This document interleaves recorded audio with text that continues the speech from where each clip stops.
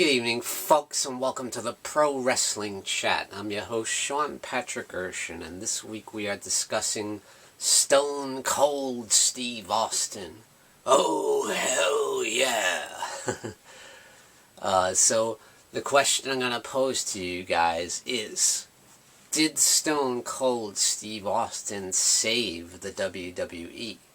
And specifically, of course, what I mean by that is during the Monday Night Wars between WCW and WWE for rating supremacy.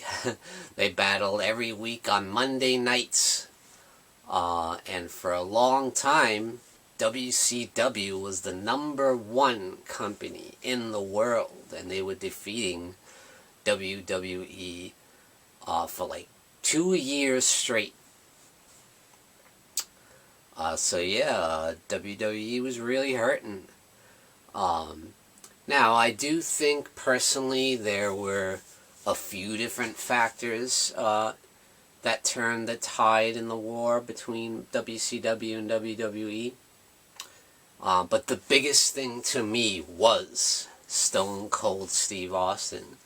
And once he got in the ring with Mike Tyson, when they brought Mike Tyson in, the baddest man on the planet at that time, just knocking dudes out left and right in the ring. And he was just a killer at that time. You know, he was unstoppable in the boxing ring. So when you got Stone Cold and the glass breaking and him doing the intro and coming up to Mike Tyson and getting in his face and talking all kinds of smack, I was just like, holy crap, what is going on here?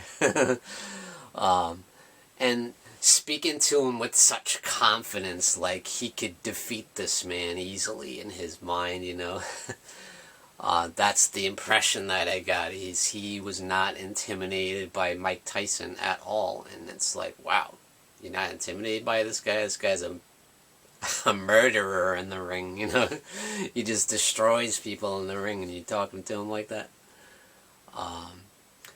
And I just love the way he says it. He's just like, you may be the baddest man in the boxing ring, but goddamn, man, you step into my ring, and that's just something you don't do. and he does the double fingers in his face, and I'm like, oh my god, this is awesome. And at that point, I believed in Steve Austin. From there on in, anything he did after that, I was completely invested in the character and invested in Steve Austin to see what he was going to do next, you know, because he had such a command of that character. He knew exactly what he was doing at all times. And the way he would just control the crowd and have them just eaten out of the palm of his hand was just something I had never really seen, to that extent anyway. And he was just amazing. He was phenomenal. And for me, the biggest reason why WWE started to take back the momentum in the wars for Monday Night Supremacy. And you saw from there and out, you know, they started, you know, gaining momentum and catching up to WCW, you know. WWE is still doing well for quite a while, you know. They were still getting like 4 million viewers, you know. But WWE started reaching up the ladder again. And I'll be honest, I was not a huge fan of the Attitude Era. I know it's beloved by so many fans. People look at it back as like the best time in wrestling. I was more on the other end. I was the WCW guy. I felt like their storylines were more like reality-based. They were edgy, but they were never like ridiculous and over the top, and that's what WWE is doing. Ridiculous and over the top craziness, you know, with the blood and guts and the hardcore matches. And the amped up sex stuff. Everything was sleazy and and I felt like the women were used as like sex objects. And don't get me wrong, Trish Stratus was gorgeous, Lita was gorgeous, Victoria, you know, Sable.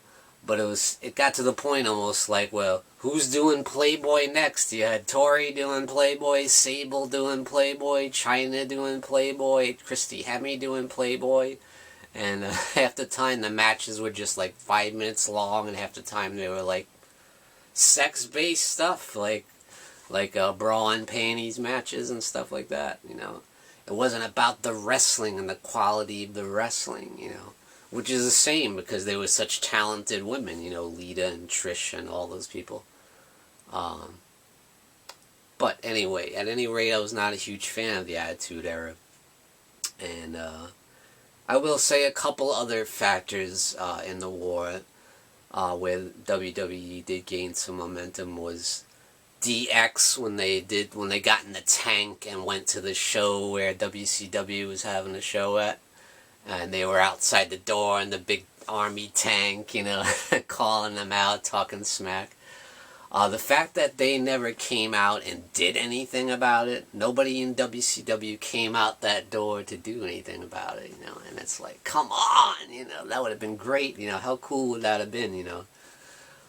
We would have got some great television out of it, and looking back, and to hear that Vince McMahon would have been cool if they did something like that, and it would have been great TV, it's like, come on, why didn't they do anything, you know?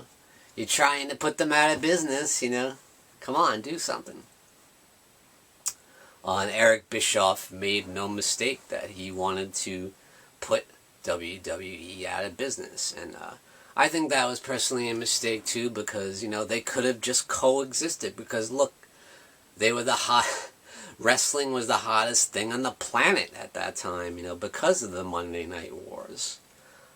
So, you know, why did they have to have that attitude that we're just going to destroy you and put you out of business?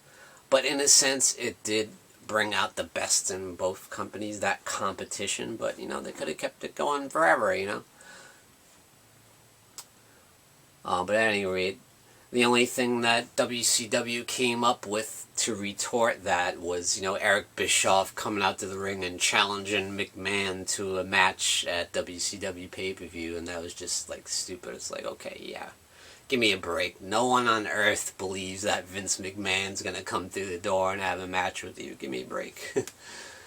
Would have been cool if he did, but I don't think anybody believed that was going to happen. And that's when you start seeing WCW stumbling, you know, doing stuff like the finger poke of doom with Kevin Nash and Hulk Hogan. I remember when that happened, I was just like, I was just happy at the time that Hollywood Hulk Hogan was champion again. But looking back, it was like, what the hell was I thinking? That was one of the stupidest things in wrestling history, you know. But yeah, to me, Stone Cold is the biggest reason. He may not be the only reason, but he's by far the biggest. He was the biggest star in wrestling at that time. Nobody could touch him. He was just so in tune with his character, just having that badass attitude, you know. Just deciding to be himself and just turn the knob up to 11, you know. And it works so well, just being himself, you know, the Texas rattlesnake, you know. Drinking beer, you know.